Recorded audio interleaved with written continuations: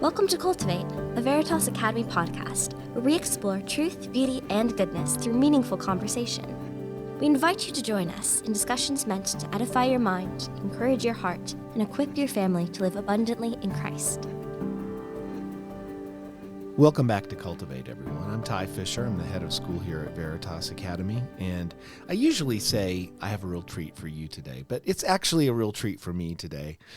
I get to talk with my fourth grade teacher about creativity in the classical classroom. Now, the reason that's so fun for me is because my fourth grade teacher is my favorite teacher because she's my wife, Emily, and she plays with fire all the time. So first, Emily, welcome to the podcast. It's good to see you, and it's great how we can schedule time to talk with each other. So, as you think about how and why you got into classical education, just give us a little bit of that story. Well, I always, I have a teaching degree from Grove City College, which are generally aiming to launch teachers into public school education, though they do launch many Christian educators. But I always felt like Christian education was the route I wanted to take, felt like it was true and honest and where I wanted to pour my energies. And the classical part came after Ty had graduated from seminary at RTS Jackson. We came home to visit my family. We were intending to stay in Mississippi longer. I had a teaching job down there, and we had some changes in theology. So we were going to stay in Mississippi, but Switching denominations. A church bulletin caught our attention that they were looking for teachers. Ty mentioned it to me, and it was for Veritas looking for teachers for their second year of operation. And he said, "Hey, what do you think about this?" And so that church bulletin led to a lot of doors opening miraculously and us landing up here, and fun call to my mom saying, "Can you pick us up to the airport?" I'm from the Lancaster area and thought I'd never settle near my family, a very large extended family, and she was very happy to pick us up at the airport, and like I said, all the doors opened and we've been here since. Yeah, and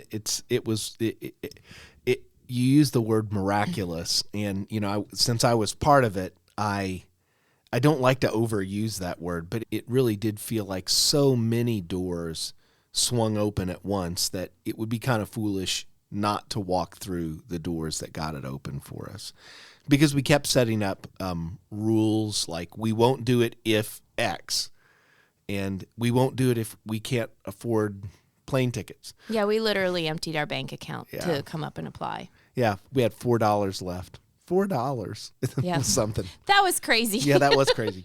So that's the beginning of the crazy that Veritas has found us to be. Well, one of the things that's kind of a hallmark of your classroom is just the creativity that you have. So how did you become such a creative teacher? I think I always, growing up, had a lot of opportunity to be creative. I had a barn full of lumber. I had my dad's shop in the basement, and I had my parents not wanting us to be watching TV, but said, go outside, figure out what to do. I think I had to make my own fun. My parents didn't overschedule things. They just gave a lot of things available for us to mess around with, and we did mess around and see what we could do. And so I think I grew up being creative in my play. And then I think as a teacher, one line really stuck out at Grove City where I got my teaching degree. The one teacher education prof said, "The best teachers beg, borrow, and steal." And she basically kind of inspired us to say, take an idea that you have or that you see, a game that kids play, what another teacher has done, and adapt it to the lesson that you're teaching. And it was kind of a green light to say, you don't have to come up with everything from scratch. We adapt a lot of things from previous ideas of other teachers, of things that kids like, and that's how the best things have come from taking something and just changing it a little bit to match my curriculum. Yeah. So, Emily, talk with us a little bit about, Veritas is a classical Christian school, and why is classical Christian education, how does that particularly inspire, or why is that so connected to creativity? I think for us, I really saw just a lot of creativity was required in starting our school. Yeah. Because we had the classical methodology and the model, but we didn't want to just take a government school and slap a Christian Bible verse on it, taking their standards, their ideas, their ways of doing things. We literally rethought everything. Yeah. Maybe to a fault, but we kind of thought, like, what do we want our traditions, our cultures? We have the weirdest traditions at Veritas because we're not just taking what the government schools do. We're trying to create a different type of environment. Yeah, and those things resonate very deeply with Christian traditions and Christian practices. Exactly. But they don't look the same as the modern world. So now you're involved sometimes in interviewing new teachers here at Veritas. How can you, because we really do like to have teachers that are going to beg, borrow, and steal in order to be creative, because we don't just want our students to say, I've learned it, but to say, man, this is wonderful. How can you tell if somebody is creative? I think that as we interview them, there's all different types of teachers, and I don't think you should look at teachers and say if they're not extremely creative, they're not a good teacher. So we definitely are looking at them with lots of different skill sets that I don't bring the best, but I might bring a lot of creativity, but I won't bring a lot of this other option and character and focus to your child. So not every teacher needs to be like insanely creative, but when we're talking to teachers, you can kind of get a sense of where their skill sets are so that we can see if they'll fit well. We have questions that we ask you to see what kinds of creative ideas they come up with in their classroom and what their idea of creative is. Sometimes the answers I say, oh, that sounds really boring to me. If that's your creative, I don't know that I give you creative points. But then sometimes then when we will walk teachers around after we're done with a formal interview and kind of let them see some of the things that are going on in our classroom, and you can see some teachers just light up. They resonate. When they see power tools in my classroom and they see the mosaics up on the third grade wall and they see, some of the things that are set up that teachers are doing, and you can see the excitement, and we want them to want to teach here. Yeah. And so when you see their reaction, you can kind of tell whether there's fear or like this, like, I would never want to mess with that. Or you can see some teachers like, let me get here. Yeah. Let me work here. Now, 27 years ago, I know I started here at Veritas, and we started writing curriculum. So a lot of the curriculum that you use in your class, or some of it anyway, was stuff that you developed yourself. Do you think that plays into helping you to be creative, or is it more of a shackle, or what do you think? Is that an advantage or a disadvantage? Well, because teachers beg, borrow, and steal, I think there's so many different ways that teachers can come about this creativity. Definitely, I think some people are gifted with a mindset to see options and to come up with things naturally. So I think that's a bit of my mindset, and being involved in that creative process. Anything you do creative is like stretching those muscles. So I mentioned the creative play for children. In fact, I think about my own kids. They have grown up in a similar type of environment, fostering creativity, and wonderful friends, and they're always the ones planning the fun because they can think outside the box. When you don't have money, they can come up with options of what's fun to do when you don't have money, or when you're in this situation or in that situation. So creative play tends to foster it. Creative activities like... So like during COVID, we had COVID Easter, and I it was think Survivor themed. Our daughter Karis made like the Easter Survivor games. There was fire with flint, making with flint, all kinds of like challenges. We didn't kick anybody off out of the household. Well, it's impossible but there's definitely COVID. A lot of competition. Yeah, you can't really kick people out of your house during COVID. But I would say the other thing too is that the more you practice it, it just kind of comes out. That's really the fun for you, isn't it? Yeah, and that's where that's how God gifted me. Yeah. And I find great joy when I do it. I think I stretched those creativity muscles when I was a stay-at-home mom in my cooking. Okay. So when I was home many years with my kids. And I was very thankful for that. Yeah, so that was the outlet. Writing, I did write curriculum, but another way that I stretched those muscles was by being very creative in my cooking and looking at it as an opportunity instead of just pushing the easy button and getting dinner done always in the most streamlined and efficient fashion. We had New Meals Week was a favorite of yours. New Meals where the Week. whole week there would be something new at every dinner time, and you love New Meals Week. So yeah. It's easy to love good cooking. So when you think about creativity, what inspires your creativity?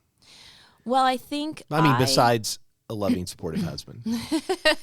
I think I feel like creativity is reflecting God. He is a creative being and has called us to imitate him in all of his character. And so I think that was probably the first theological or philosophical thing that just grabbed a hold of me. We are supposed to do this. And then it was also nice that it came naturally to me. It's kind of like fruits of the Spirit where we're all gifted differently. Some of us have more patience. Some of us have more kindness. We are naturally given more of those fruits or giftings, but we're supposed to pursue them all and not just say, well, I'm really good at patience, so I don't have to have the self-control. Same thing with creativity. You're going to find some people are gifted in the creativity aspect and some are not, but and some are going to be gifted in, diligence and perseverance through a hard task or some other types of giftings, but we should be pursuing them all. So I think just finding that joy for me, because it is my gifting, you find that joy. Yeah. In fact, I get excited. In fact, I say, well, that's my good idea of the day. And I kind of feel God smiling at me when I come up with new ideas. It's kind of like I've used my humanity to reflect him and to be creative in a small way each day. Now, creativity comes with risk, though, right? I mean, correct. I remember not every idea goes great. You and I once were trying to get the sport of frozen chicken bowling started. That did not fly. At Veritas with middle school girls. No, salmonella. They didn't want to touch chicken. Yeah, no, I know. Even though it was vacuum sealed.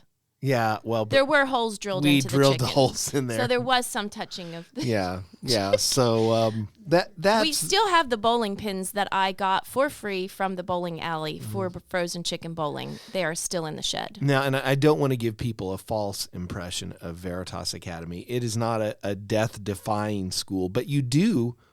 Talk to us about why you use fire so much in 4th grade, or what are the opportunities to use fire? Well... Kids love fire, so why aren't we doing what they love? That's the whole see what are they excited about? What's going to grab their attention? I think the reason my thinking is 4th graders get tired of crayons, and they're ready to move on to different, more mature things. And I think sometimes we like to box kids in and keep them neat and tidy and at their desks. Well, and sometimes we want to keep them little. And keep them little. And there's, I think it was the knowledge that they don't want to use their crayons anymore. They've done that for so many years. They're ready to move on. They're ready to explore more mature things. And I think that's also philosophically what we're about in education. And a liberal arts education is expanding the elementary ideas, broadening their horizons, introducing them to a more full world that they're moving into. And so I just kind of went hard in that direction. Okay, in safe kind of ways, fire is reflected in my curriculum. I think almost every year I've added a new burning element. So it started with the burning of Jerusalem because we study. You're going to have to unpack that just a little bit. We study the fall of Jerusalem and the Babylonians coming in and burning the city. And so there's a news broadcast that we do. It's actually in the Veritas Press Teacher's Manual. And we record it digitally and make a video every year that we can send out to parents. But, it has interviews with Zedekiah and Daniel and Jeremiah and talking about how the city fell. And so they build a model of the city, and we go outside and we set it on fire while the broadcaster is talking about how the city is burning. So that's kind of how it started. And there are like little screams in the background. Oh yeah, no, different the people fire, have, the fire. There's firemen that have the buckets at the ready, and they have different jobs, but they get to choose small parts in that. As the classes have gotten bigger, they get a small little part. And the wonderful thing about a video is that it doesn't take nearly as much classroom time as I've done plays in the past, and we can send it to faraway relatives. So we burn Jerusalem, and you've got to burn the papal bull that Martin Luther burned, the papal bull that the because you studied the Reformation. We studied the Reformation.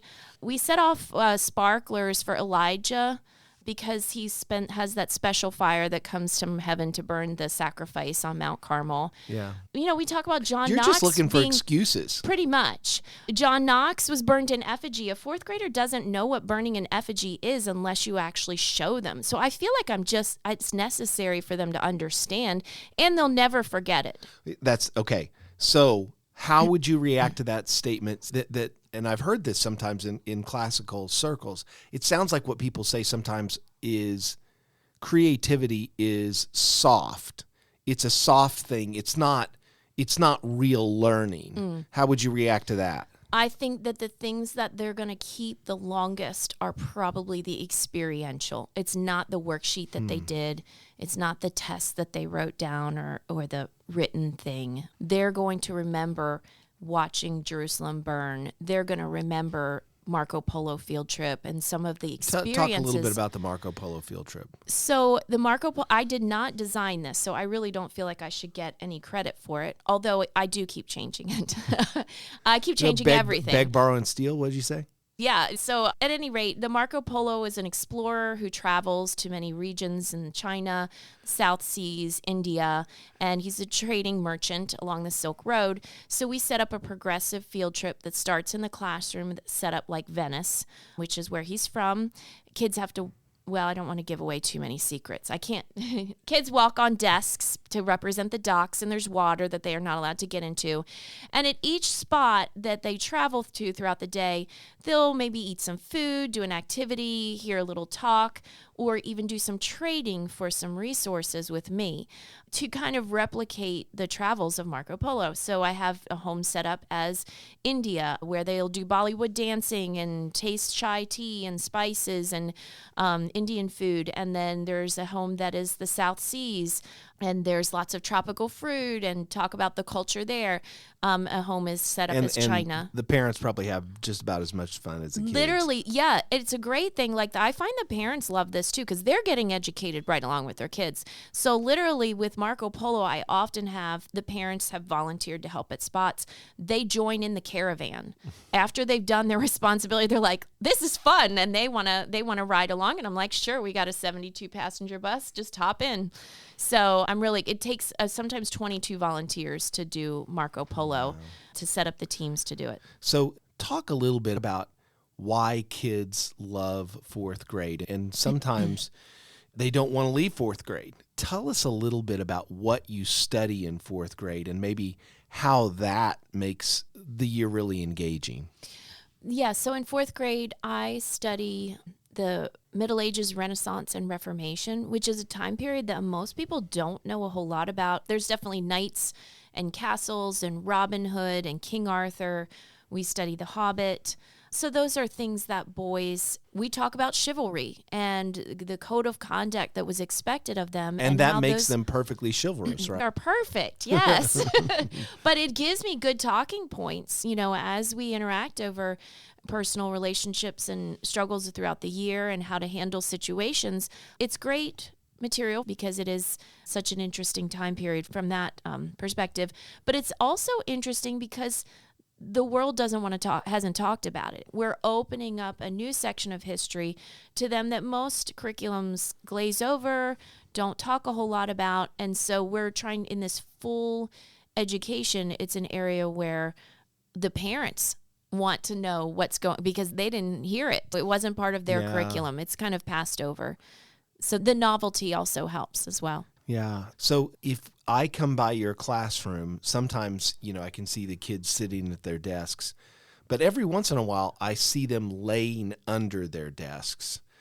Talk to me about why you have kids with paint laying under their desks. That would be when we study the Renaissance. We talk about Michelangelo painting the Sistine Chapel, and he spent 3 years up in scaffolding with his arched up, reaching over his head so very awkwardly to paint the Sistine Chapel. And I want them to get the sense of how awkward that was for him. And so we kind of have a drawing competition where they're underneath their desk trying to draw in that very awkward fashion. And they're squirming and fussing after about 2 minutes. They're really only under there for about 5 minutes because they're done. And I'm like, okay, Michelangelo did this for 3 years. Have we found any Michelangelos yet? I do generally award, a couple. I'm like, wow, this is really amazing. So we haven't, I don't know that I've got a Michelangelo, but I at least had them experience what it would have been like to paint a ceiling of one of these amazing cathedrals that we study. Well, it gives them an appreciation for that. Hopefully someday they'll be in the Sistine Chapel and see that, as you and I have been. Exactly. But that kind of work can help them appreciate the real genius of Michelangelo. Mm-hmm. So you also read some pretty challenging books in your class. So one of them is Beowulf. And yes, folks, fourth graders can read Beowulf. Talk to us about how you get fourth graders to love reading Beowulf.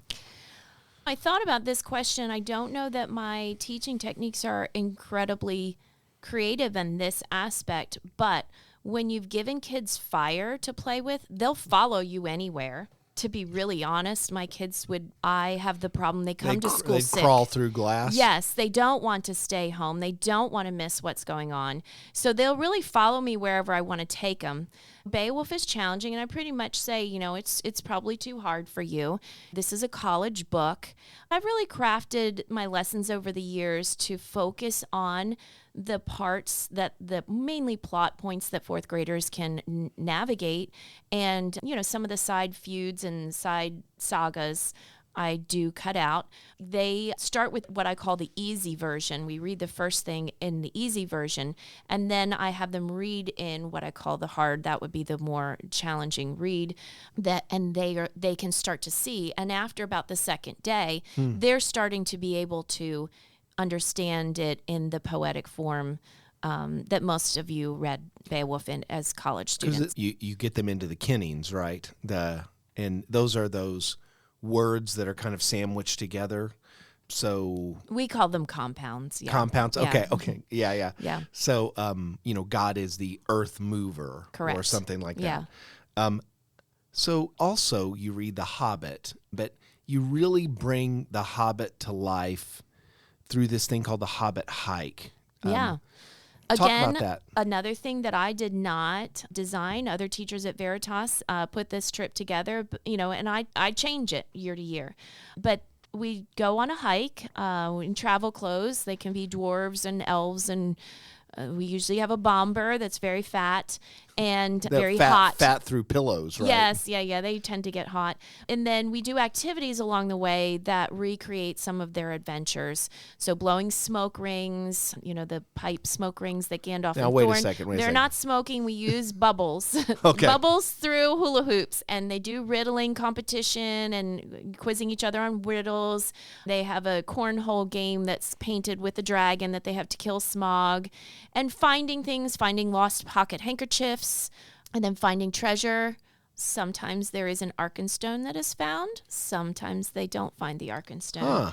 But if they tell each other, these older siblings like to give away all my secrets. So You have to keep switching I have it up. to keep changing things up, because honestly, it wouldn't be. And so some of these traditions are 20, 25 years old here at Veritas, but I like to change things up, because if I don't make changes in what I'm doing, then I get bored. And it's just the same thing over and again. And then the kids are going to feel that, sense that. But when I'm excited about, oh, I'm going to see how this flies, I'm going to throw this little twist in, that just keeps things really fresh for myself, which the kids, I feel like, sense that. So another book that you really love is Rolf and the Viking Bow. And whereas Beowulf and the Hobbit might be books that are known more broadly in the culture, Rolf and the Viking Bow is a great book that's not known as much. I remember this year there was a mom who was really worried that her child would be able to do everything that she was going to be asked to do in fourth grade. But then she got to Rolf and the Viking Bow, and she just wouldn't put it down. So how do you get kids, how do you use your skills as a teacher to capture children's imagination and to really Gregory in 7 Laws of Teaching talks about what we want is for them to sink into things, to be so engrossed in it that they're hyper engaged. So how do you get that?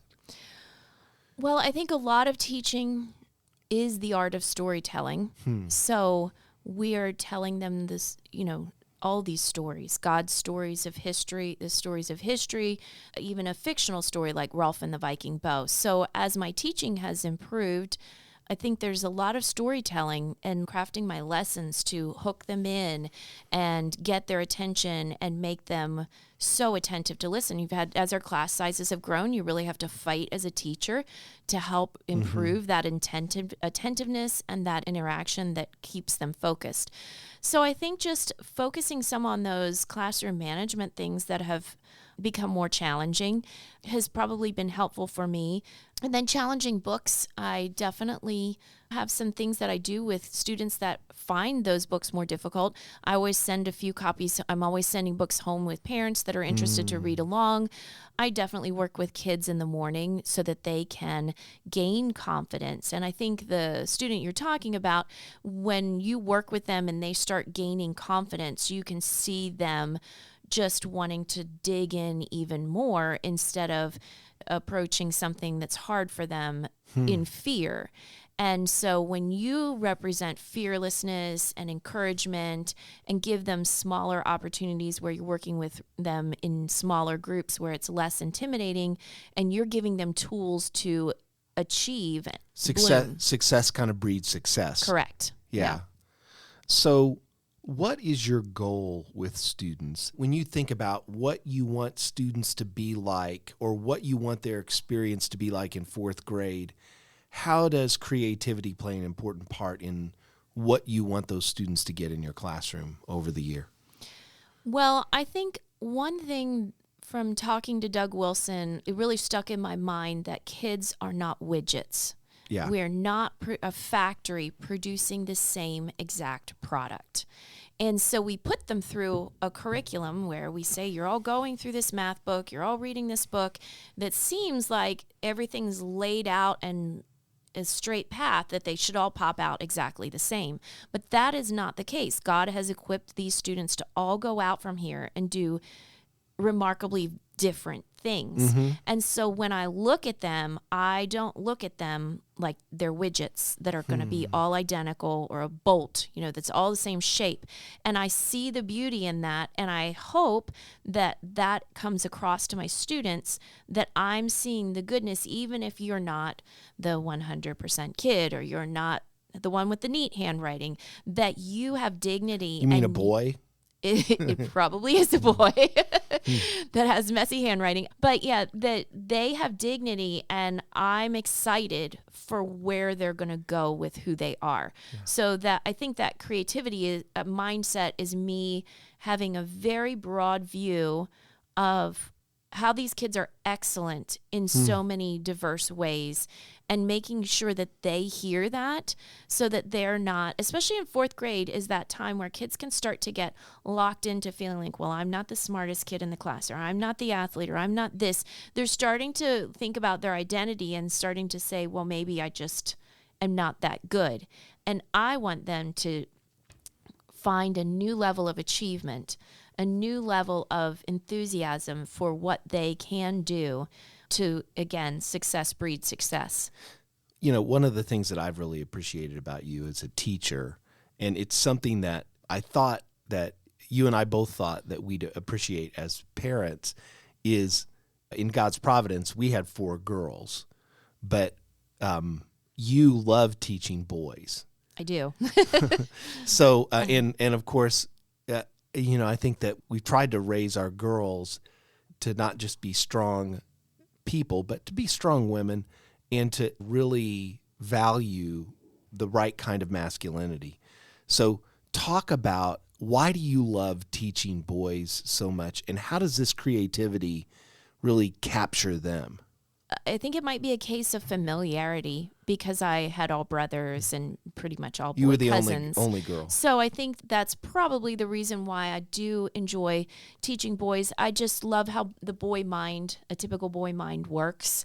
And I think some teachers, the messiness of a boy is daunting, is frustrating. And the self-control issues that sometimes boys have, I can manage and work with that pretty well. And girls have self-control issues too. It's just more emotional. It's different types of self-control issues. So, you know, we all have, as teachers, have things that will get us excited and enthused about students. And then there's things that kind of push our buttons, to be really honest. And the boys, I don't mind the way that they try to push buttons. In fact, I feel like I win in the end. And some of that's probably just the way God has gifted me as a coach, as an athlete, as somebody that can relate to them and doesn't get upset by their struggles. And they're going to have to bang against a wall a few times. And when they do, you know, I hope that they see that I'm not writing them off. I think they're going through normal growing pains and what a boy must go through in order to be a man. So I'm hoping that that's why I have an extra patience with that, because of my familiarity with it. And you were telling me a story, as we're recording this, we're just at the end of a school year, and you were telling me a story about kids were sort of disappointed at the end of the school year because the school year went by too fast. Yeah, that's good. Yeah. I don't want, you know, and there is definitely a place for hard work and sitting down and working on a paper that's in cursive and full sentences, and that is not necessarily a picnic. Although I think when you've enjoyed the study of it, there is a real joy in putting that knowledge onto the test. I see that joy, even though it's not like, oh, this test is some kind of like fun assessment. It's not, the method isn't super fun, but there's definitely a joy because the process of them learning has been so joyful. Well, a lot of that has to do with the trust that they have, the trust between teacher and student. So, Emily, it's quite a blessing to have you on staff here. I say that as head of school. And as your husband, I just love you. So, so thank you for being such a creative teacher and for all the work you do here at Veritas. And thank you for coming on the podcast today. Thank you. It was super fun.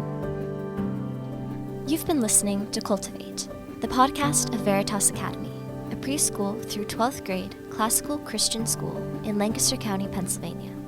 If you'd like to learn more about Veritas, visit veritasacademy.com to discover the truth, beauty, and goodness of classical Christian education.